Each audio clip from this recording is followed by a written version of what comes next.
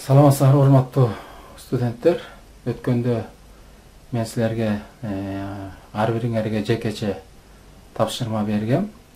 Ошол тапшырма кандай аткарылыш керек? Мен бир сыйра кыскача силерге көргөзүп түшүндүрүп коеюн. Ар бириңердин өзүңөрдүн схемаңар бар. Бирок ар бириңердики өз-өзүнчө жекече бири-бириңердикине окшобойт да. Демек, силер биринчи ошол схеманы эмнесине көңүл бурушуңар керек? Биринчи, бул байланышына көңүл бурушуңар керек, же болбосо орусча айтканда опорасына көңүл бурушуңар керек. Эгерде опоранын, мисалы үчүн, шарнирдүү болуп калышы мүмкүн, шарнирдүү кыймылдуу болуп калышы мүмкүн, же болбосо мондай бекил калышы мүмкүн да. Демек, ошого жараша буяктагы реакциялар дагы ар кандай болушу мүмкүн да. Демек, бул жакта дагы балка берилген. Балкага кандай күчтөр аракеттелет? Ошол күчтөр дагы көңүл бурушуңар керек. Демек, бизде могу П деген күчтөр аракет этет, балкага момент аракет этет жана Q күчү аракет этет. Ал эми булардын сан маанилери берилген. П, М жана Q. Булар демек белгилүү күчтөр да. Ал эми эгерде ушул схеманы кайра чие турган болсок, демек кайра чийип туруп силер да ошондой кылышыңар керек.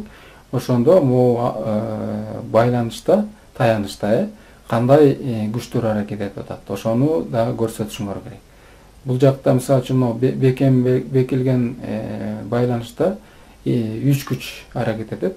X боюнча, Y боюнча анан моментти түзөт. Демек, буякта 3 реакция пайда болот.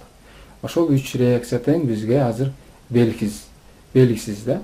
Бирок буякта карасаңар, буякта Q деген күч бир эле күчкө алмашылып калды, Q деген. Демек, ал кандай? Буякта бул жайылган күч деп аталат. Демек, жайылган күчтү табыш үчүн, тең аракет эткен күчтү табыш үчүн эмне кылабыз? Ошол жайылган күчтү эле ошол аракет эткен аралыгына көбөйтсөк, демек анын мааниси келип чыгат экен. Эми бизге негизги максат табыш керек, 3 күчтөрдү табыш керек, белгисиз. Демек, 3 күчтү табыш үчүн бирден таап баштайбыз. Мисалы үчүн, эгерде X күчүн табыш үчүн баардык күчтөрдү X огуна проекциялайбыз. Демек, баардык күчтөрдүн X-ка проекцияласа кайсы күчтөр буякта катышат? Мисалы үчүн, X-а өзү катышат, ошондой эле P күчү катышат. Калган күчтөрдүн баары Q күчү, X-a күчү, демек X-ка перпендикуляр, демек алар өзү нөлгө барабар болуп калат да, өзү нөлгө барабар калат. Демек, эгерде күчтү дагы бир нерсени эске алышыбыз керек. Күч эгерде оң жактуу көздөй багытталса, демек ал оң белгини алат.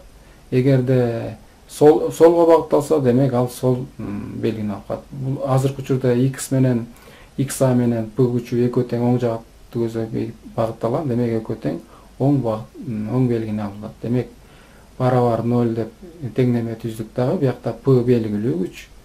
Эмнеге косинус оскрас болуп калды дегенде, P-ны биз X огуна проекциялаганда, демек ушундай маанини алат экен. Демек, X-аны табабыз бул жерден. X-аны таптык, ошол теңнемеден.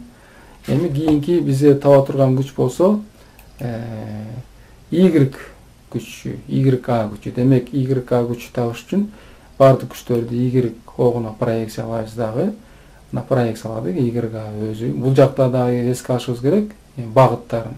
Эгерде күч өйдө көздөй багытталса, демек ал оң багытталат, ылдый көздөй багытталса, ал терс багытталат. Демек, азыркы учурда Y өйдө көздөй багытталып атат.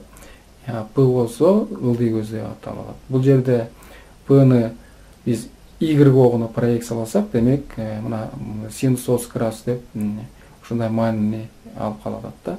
P көбөйтүлгөн синус ос крас деп. Демек, бул жерде Q да күчү бар. Q күчү X-ка, то есть Y-га параллел болгондуктан өзү эле жазылат, бирок терс багыт менен себептегенде ылдый көздөй багытталат.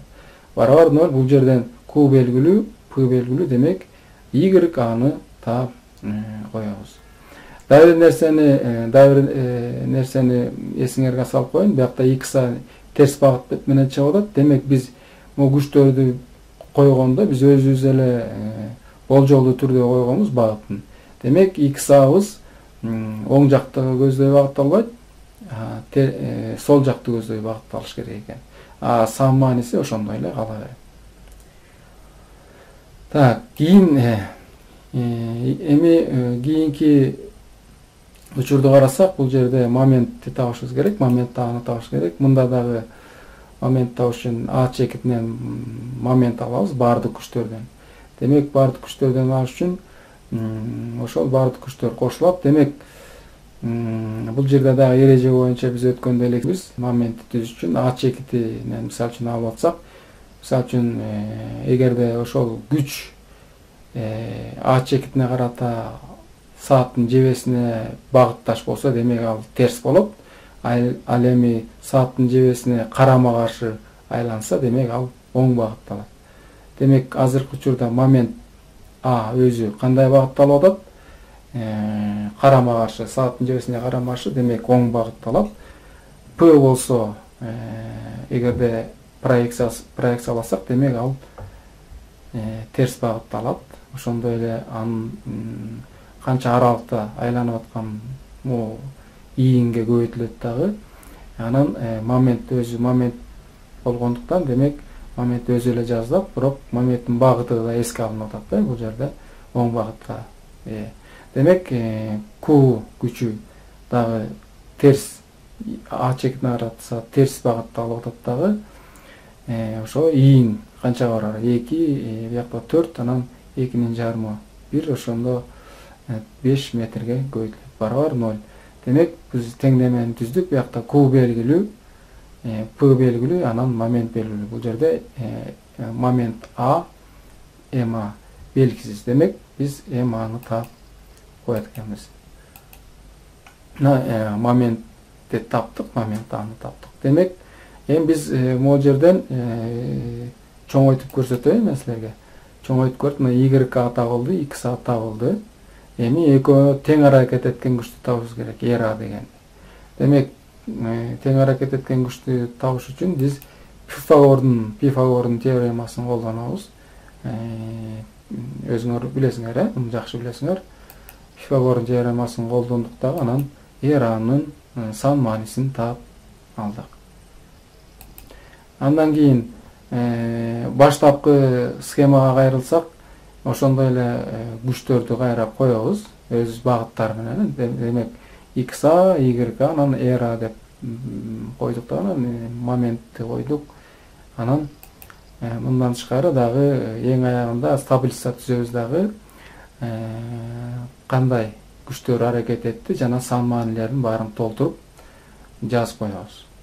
Ошо менен бүттү, эсептериңер бүтөт. Анан акырын өзүңөрдүкүн ушуга өзүңөр түшүнгөндөй кылып туруп кайра чыгарып мага жөнөтсөңүздөр болот.